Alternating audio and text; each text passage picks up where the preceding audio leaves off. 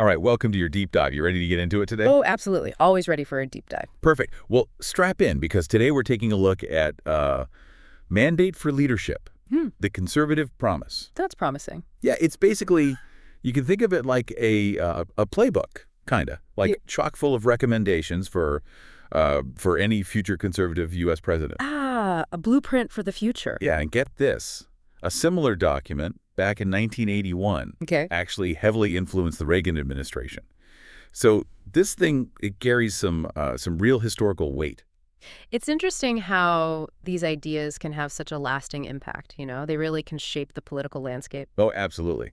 And this one, it covers a ton. We're talking everything from defense and homeland security. Major issues. Yeah, to family policy, education, even energy. It's all in there. Wow, a real comprehensive overview. So where do we even begin with something this broad? Well, it all starts with their assessment of America's current state.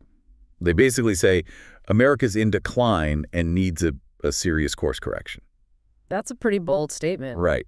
They seem to think the political establishment and cultural elites, they've kind of steered us off course. I can see how that might resonate with some people, especially those who feel like they've been left behind by the current system.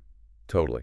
So do you think that idea, that we're off course, does it resonate with where we are today? Like, does it reflect what you're seeing? Well, it definitely echoes some anxieties that we see in current political discourse. Yeah. Okay. There's a sense among some that the country's heading in the wrong direction. Whether that's accurate or not is, of course, up for debate. Of course. Always matter of perspective. But the document lays out a three-pronged approach to address this perceived decline. 3 prongs. Okay. I'm intrigued. Lay it on me. All right. So they say it's about reclaiming American culture, reviving the economy, and something they call defeating the anti-American left. Anti-American left. That's pretty loaded language, don't you think? It is, and it speaks to the very polarized political climate we're in. For sure. So reclaiming culture, reviving the economy, those are pretty broad, like pretty big ideas. What do they actually have in mind specifically? What does that look like in practice? Well, you're right. Those are big concepts. They need some fleshing out. They do. A big theme running through the entire document is this idea of returning power to the people. They want to see more power in the hands of families, communities, and states. So less power in Washington, more power at the local level. Exactly. They see the federal bureaucracy as bloated and out of control. Okay, I've heard that one before. Right. And they call for aggressive use of executive power to shrink it.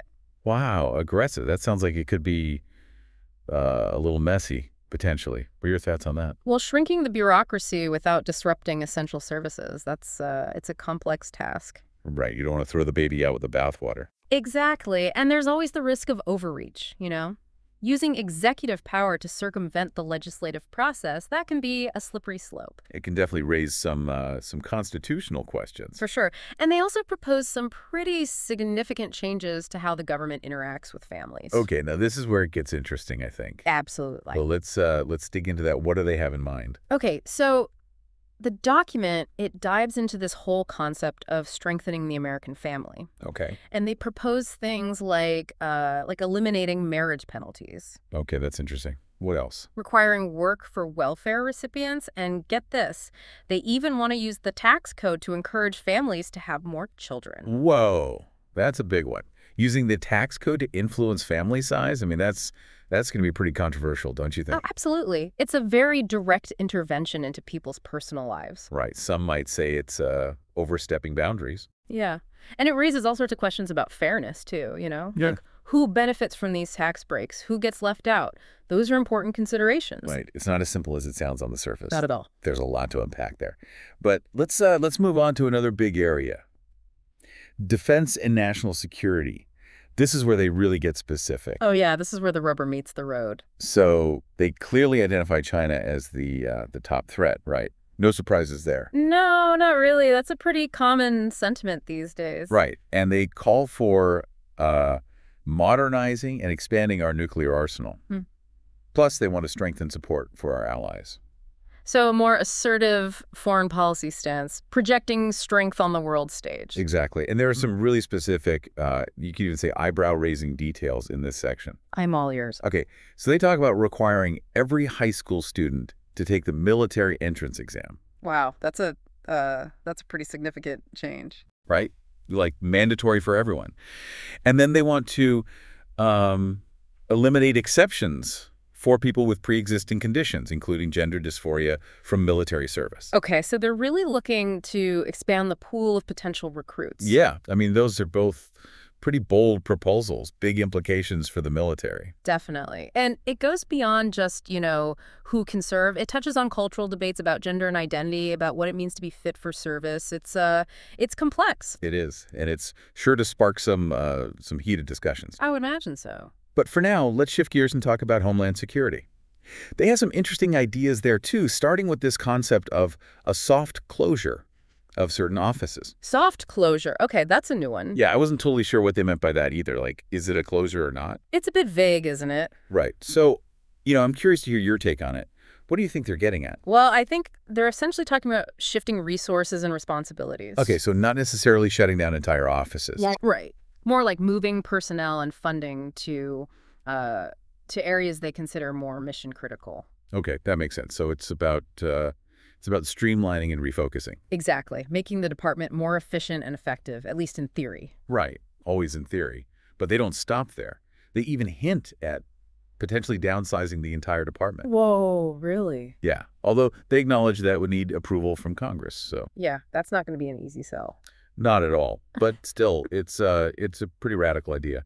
But they get even more specific. They have a whole bunch of recommendations for the different agencies within DHS. Like a reorganization from the inside out. Yeah, pretty much. For example, they want to reform U.S. Citizenship and Immigration Services, or, USCIS. The agency that handles immigration benefits and visas? Right. And they want to prioritize vetting and fraud detection. So a focus on security and making sure the system isn't being abused? Exactly. And they want Immigration and Customs Enforcement, or ICE, to fully utilize detention space. Okay, that's definitely going to be controversial. Oh, yeah, for sure. And then there's the Coast Guard. What about them? Well, they want to scale down their mission, set to align with congressional budgeting. Basically, they're saying, do more with less. That's a tall order for any agency. It is. But it doesn't end there. They also want to focus FEMA, the Federal Emergency Management Agency, on large-scale disasters. Okay, so like hurricanes, earthquakes, that kind of thing. Exactly. And they want to emphasize preparedness at the state and local levels. So basically, more responsibility on communities to be ready for emergencies. Interesting. A shift away from federal reliance. Yeah, for sure. And then, get this, they want to split the Secret Service's dual mission of protection and financial investigations. Whoa, that's a major change. Right. It's like they're completely overhauling the way these agencies operate. A complete restructuring of Homeland Security? Pretty much. And it all ties back to this idea of, streamlining, refocusing, making things more efficient. Whether it would actually achieve those goals is, that's a whole other question. Of course.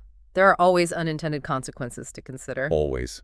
But we'll have to save that discussion for another time. Because believe it or not, we've only just scratched the surface of this document. There's so much more to unpack. There is so much more. In the next part of our deep dive, we're going to get into their ideas on intelligence, foreign aid, and a whole bunch of other government agencies. You ready for round 2? Oh, absolutely. Bring it on. All right. We'll see you there. All right, so last time we were just starting to get into those clashing viewpoints on trade policy, remember? Oh, yeah, like a battle of ideas right in the document itself. Exactly. So Navarro, he really goes all in on tariffs. Yeah, he's a big believer in them. Thinks they're like essential, to protect American manufacturing and all that. Yeah, he even slams the World Trade Organization, remember? Those most favored nation rules. Oh, he calls them a disaster for the U.S., straight up. Claims they've led to, chronic trade deficits. Yeah, and made us the globe's biggest trade loser? Those are his words, not mine. Strong words, for sure. Yeah. But he's especially harsh on China. Oh, yeah. He calls their economic policies economic aggression. Whoa. Accuses them of, manipulating their currency, dumping goods below market value, and all sorts of tactics to, gain an advantage. He paints a pretty bleak picture. He does. So for Navarro, tariffs are like this weapon, in this economic war he sees us fighting with China. But Levy's got a whole different perspective. Yeah, he comes from that free market school of thought, right? Thinks tariffs are actually bad for us. Yeah. Says they hurt American consumers in the end. Makes everything more expensive. Yep, drives up prices, limits choices, even claims those tariffs from the Trump administration and that Biden kept totally backfired. Yeah, he blames them for job losses in manufacturing and says they've made everything from cars to trucks more expensive. Ouch. Yeah, he even talks about these hidden costs of tariffs. Oh, like what? Well, like companies wasting time and resources trying to, like, get around them. Oh, I see. Redesigning products, switching suppliers, maybe even using cheaper materials, all to avoid those tariffs. So for Levy, it's free trade all the way. Mm. Best path to a strong economy, more jobs, that kind of thing. Exactly. But here's the thing. The document doesn't really try to settle this debate. It just, like, lays out both sides. I kind of like that, actually. Yeah. It's like they're saying, hey, this is a complex issue. There's no easy answer. Yeah, it's refreshing, actually. Encourages people to, think for themselves. I agree. So trade policy aside, this mandate thing doesn't stop there. They've got a ton of recommendations for reforming all sorts of federal agencies, starting with the Small Business Administration. The SBA. Yeah, I always thought of them as pretty, uncontroversial to help small businesses get loans, that sort of thing. Right, but this document, it argues they've gotten bloated, inefficient. Really? Yeah, prone to mission creep, they call it. Mission creep? What's that? Basically, taking on tasks that go way beyond their original purpose. They even point to waste and fraud, especially with those COVID relief funds. Oh, right. All those trillions of dollars pumped into the economy. Yeah, there were definitely some questionable things going on there. For sure. And they argue that the SBA has strayed from its, core mission, which is to support all eligible small businesses equally. Okay, so what? They're saying the SBA is playing favorites. That's what they're suggesting, yeah. Accusing them of favoring businesses that are politically connected or in specific areas, using taxpayer money for political gain. Always following the money. So basically, they want a leaner, meaner SBA. Less pork barrel spending, more support for, all small businesses. Exactly. And they've got a lot to say about other independent regulatory agencies, too, like the Federal Communications Commission or FCC. The FCC, isn't that the one that regulates, like, radio, TV, internet, that kind of stuff? That's the one. And they're particularly worried about big tech. Oh, yeah, that's a hot topic these days. What's their take? They think a handful of companies have gotten way too powerful. Yeah. Abusing their position, that sort of thing. Okay, so they want the FCC to, like, crack down on them. Yeah, take a more aggressive approach to regulating them. One of their specific recommendations is actually to eliminate those immunities that courts have added to Section 230. Section 230, remind me what that is again. It's that law that protects online platforms from being held liable for the content their users post. Oh, right. So they want to change that. Yep. They think it's been interpreted way too broadly. Say it's given big tech free rein to censor viewpoints they don't like without facing any consequences. So they're worried about censorship, specifically censorship of conservative voices online. That's their argument, yeah. Okay, so more accountability for big tech, less censorship. I'm sensing a theme here. Yeah, it's definitely a recurring theme. They also want the FCC to play a bigger role in cybersecurity, ensuring that our communication networks are protected from attacks. Makes sense. Can't have hackers taking down the internet. Right. And they call for more efficient allocation of the radio frequency spectrum. That's crucial for everything from cell phone service to GPS. Wow, didn't realize that was so important. Oh, yeah, it's a big deal.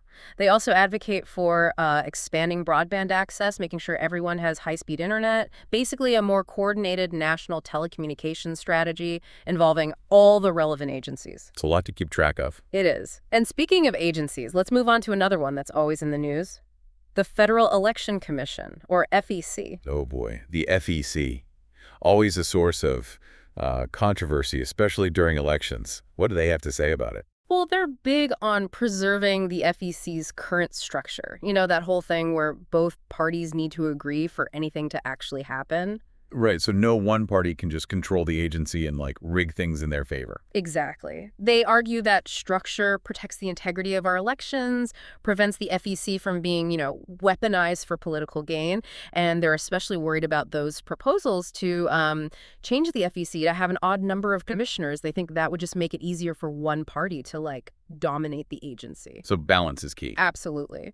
They also raise concerns about the Department of Justice and how they prosecute campaign finance violations. They think the DOJ should be more restrained and avoid pursuing cases that, really stretch legal theories or contradict existing SEC interpretations. So consistency and fairness in how these laws are enforced sounds reasonable. What other agencies are on their hit list? Well, they delve into the Federal Trade Commission, the FTC. They're the ones responsible for antitrust enforcement and, consumer protection.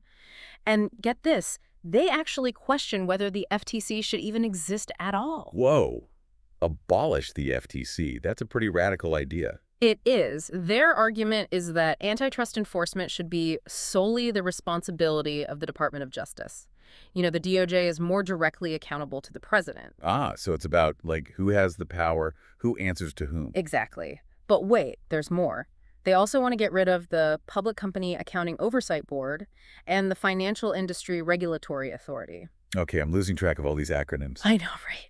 It's a lot. But basically, they want to merge those regulatory functions into the Securities and Exchange Commission. The SEC. I've heard of that one. Right. So again, it's about consolidating power, making sure those in charge answer to the president. Centralizing control. Yep.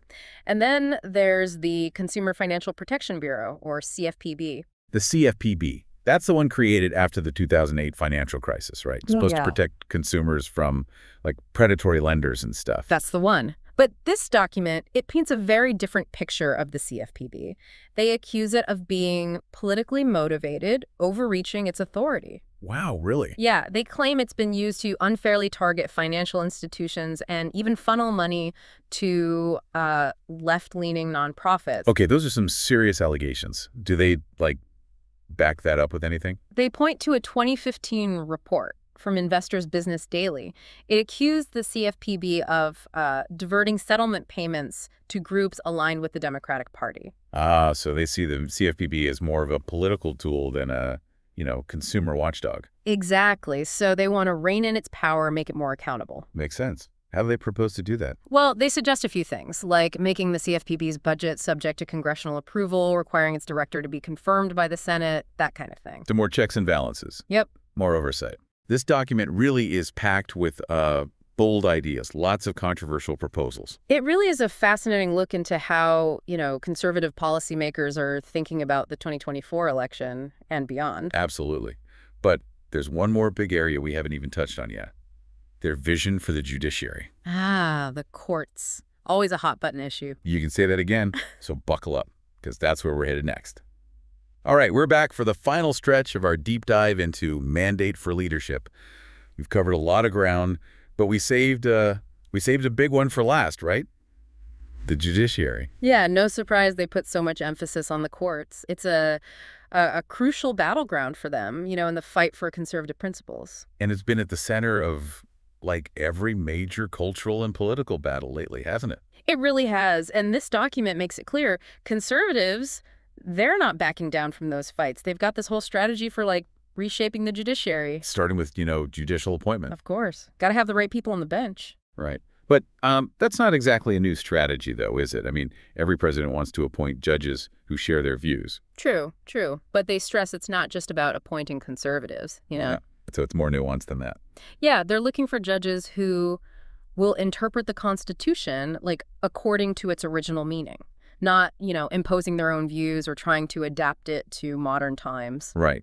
They use that term, originalism, a lot. Yeah, it's a big deal for them. Basically, it means looking at the Constitution and trying to understand what the founders intended when they wrote it. Okay. So, what they really meant, not just what we think it means today. Exactly. And they think that's the only way to, keep the Constitution stable, enduring, not something that just changes with, every political fad. Interesting. So less judicial activism, more fidelity to the original text. That's the idea.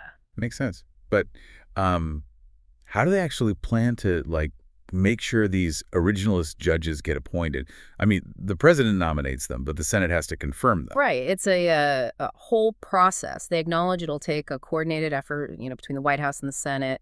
And they really emphasize building public support for these nominees. Okay, so it's not just a legal strategy, it's a political one, too. Absolutely. They think conservatives need to be more proactive in pushing back against what they see as unfair attacks from, liberals who oppose these judges. So it's a fight on multiple fronts. It is. And it doesn't stop at appointments. They also want to reform legal education itself. Whoa, reform law schools. That's a big one. Yeah, they're pretty critical of legal academia. They see law schools as dominated by liberal ideology, claim they're indoctrinating students instead of, actually teaching them about the Constitution. So they think law schools are turning out too many liberal lawyers and judges. That's their argument, yeah.